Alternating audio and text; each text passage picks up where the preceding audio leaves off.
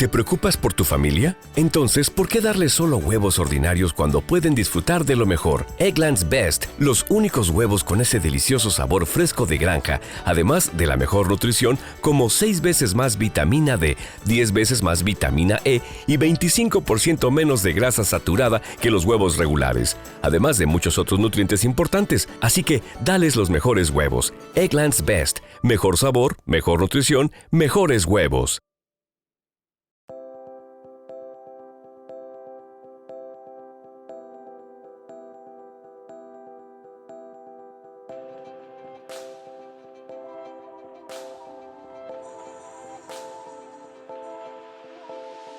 En Ideas para Vivir Mejor, ayudamos a personas que no tienen tiempo a descubrir las claves de los libros sobre bienestar físico, mental y financiero que les gustaría leer. Resúmenes prácticos, concisos y amenos, que puedes escuchar en cualquier lugar.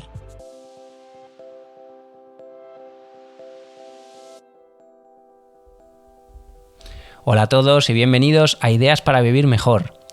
Soy Eugenio Payarruiz, lector empedernido y amante del desarrollo personal. En los próximos minutos descubrirás las ideas principales de Con rumbo propio, disfruta de la vida sin estrés, un libro escrito por Andrés Martín Asuero.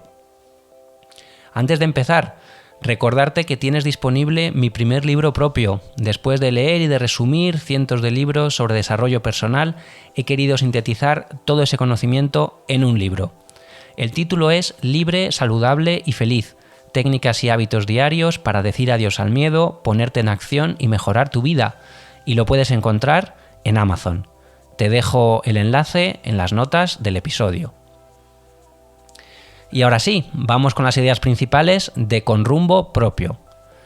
El libro nos dice que el estrés es uno de los grandes protagonistas de la vida moderna. Hoy en día afecta a 1 de cada 5 trabajadores europeos y está entre los 4 problemas de salud laboral más mencionados. La reacción de estrés se resume en 2 palabras: lucha o huida.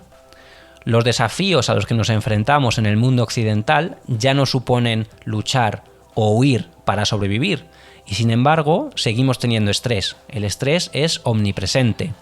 ¿Por qué? Porque nuestro mecanismo de emergencias se activa igualmente con las amenazas modernas, que normalmente son de tipo psicosocial, por ejemplo, un despido.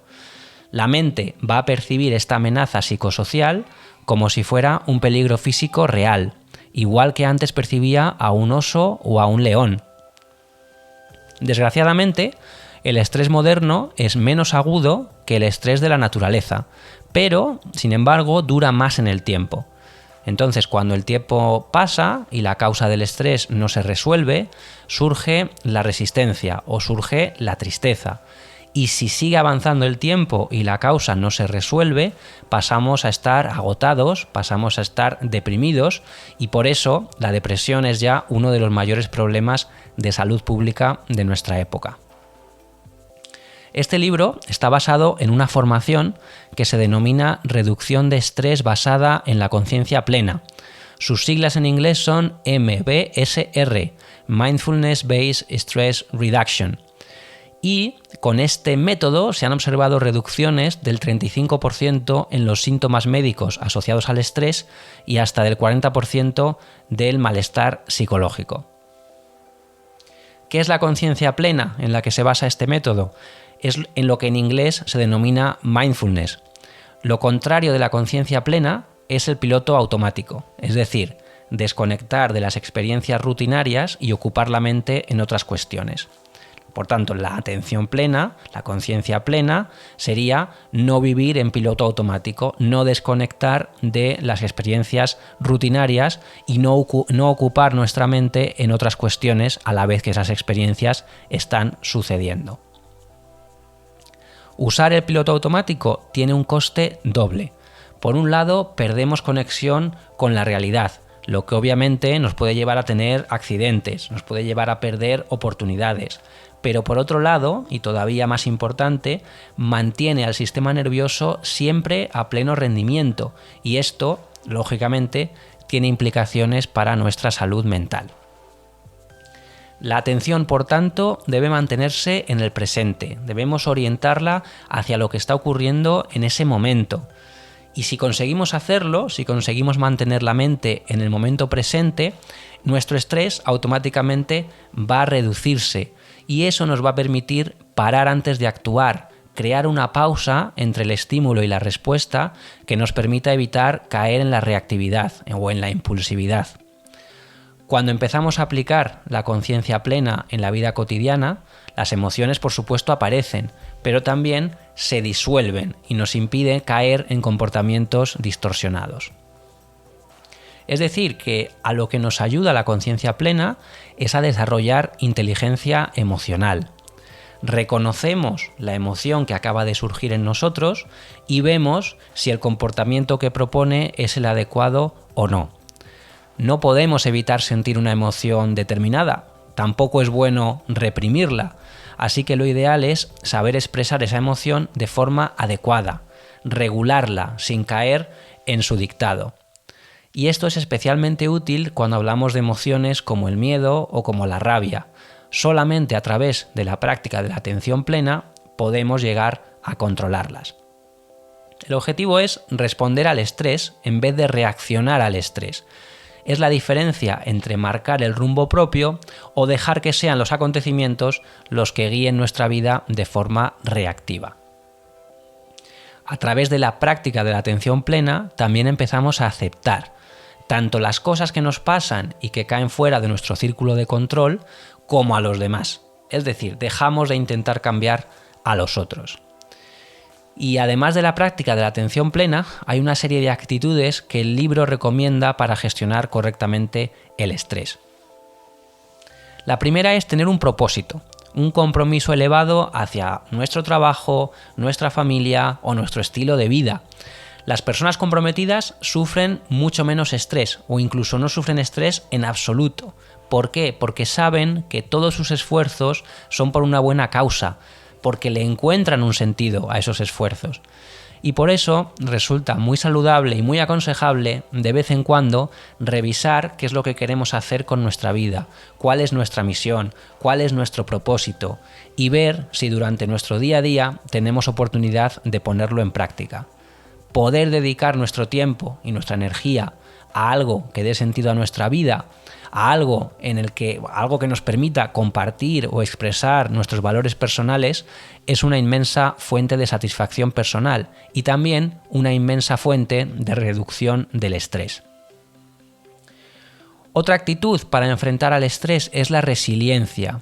Desgraciadamente, una y otra vez en la vida nos tenemos que enfrentar con situaciones difíciles. Y la clave está en ver la oportunidad que estas situaciones suponen para nuestro desarrollo personal. La resiliencia, por tanto, sería la capacidad que tenemos las personas de crecer ante las adversidades. Otra actitud para enfrentar al estrés es el cuidado de la salud, que podemos sintetizar en 4 pilares: sueño, alimentación, ejercicio físico y meditación o atención a la respiración. ¿Por qué? Porque la respiración es un ancla al momento presente, es una manera de estar en contacto con la experiencia inmediata, momento a momento. Para cultivar la atención plena, regular las emociones y recuperar el equilibrio, el libro recomienda practicar la respiración consciente al menos 15 minutos al día. Otra actitud muy importante es la que tiene que ver con nuestro entorno. Cuando estamos con personas que nos aprecian, con personas que nos escuchan sin juzgar, con personas que nos comprenden, aunque no necesariamente estén de acuerdo con todo lo que hacemos o con todo lo que decimos, cuando estamos con esas personas nos sentimos seguros y en esas situaciones el estrés baja.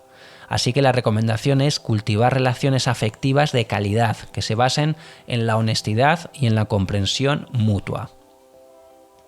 Y también es importante para manejar el estrés cómo somos capaces de comunicarnos con los demás. El libro defiende el estilo asertivo en lugar del estilo agresivo o el pasivo o incluso el pasivo-agresivo. El estilo asertivo de comunicar es un tipo de comunicación en el que la persona respeta sus sentimientos y los de su interlocutor y es capaz de regular sus emociones. Por ello, cuando se sabe utilizar, este tipo de comunicación resulta muy eficaz para reducir los conflictos. Consiste en 3 pasos muy básicos. El primero, escuchar con atención. Escuchar con atención y no solamente eso, sino también describir posteriormente cuál es la postura de tu interlocutor y demostrarle que le has entendido. Esto se puede hacer tan sencillo como decir, te comprendo, aunque tengamos un punto de vista distinto, te comprendo. El segundo punto es cuando queremos demostrarle que no estamos de acuerdo. Entonces es tan sencillo como decir, sin embargo, no estoy de acuerdo contigo. Y el tercer punto es una propuesta de solución que pueda satisfacer a ambas partes. Entonces consiste en decir, por eso te propongo. Es decir, que si vemos el esquema completo, tendríamos un te comprendo, sin embargo no estoy de acuerdo contigo, por eso te propongo. Y en ese estilo es muy importante evitar la crítica, evitar la queja, dejar de lado las interpretaciones personales. Lo ideal es ceñirse a lo que ha ocurrido y buscar una salida honrosa para ambas partes. Si las emociones se disparan, es mucho mejor posponer el asunto para después. Y la última actitud necesaria para gestionar correctamente el estrés es el manejo del tiempo y de las prioridades, para el cual el libro propone 2 modelos distintos. El primero es clasificar cada una de nuestras tareas en base a su importancia y a su urgencia. De esta forma tendríamos 4 casillas diferentes, 4 grupos diferentes de tareas. Las tareas importantes pero no urgentes, las urgentes e importantes, las que no son ni importantes ni urgentes y las que solamente son urgentes pero no son importantes. ¿Cuándo aparece el estrés? Cuando damos prioridad a aquello que es urgente pero no es importante. ¿Por qué? Porque lo hacemos con prisa. Entonces, lo ideal para manejar el estrés es priorizar aquellos asuntos importantes, sacrificando los asuntos no importantes aunque sean urgentes. Aprender a decir que no, sin sentirse mal, delegar o renunciar son algunas de las formas de deshacerse de la tensión emocional y, por tanto, de reducir el estrés. Y el segundo modelo de manejo del tiempo y de las prioridades es el del triángulo.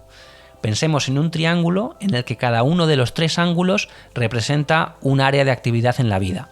Tendríamos el ángulo del desarrollo personal, el ángulo del desarrollo profesional y el ángulo de las relaciones afectivas. Si estas áreas están en equilibrio, tendríamos un triángulo equilátero y podemos decir que hay un cierto equilibrio en esa persona.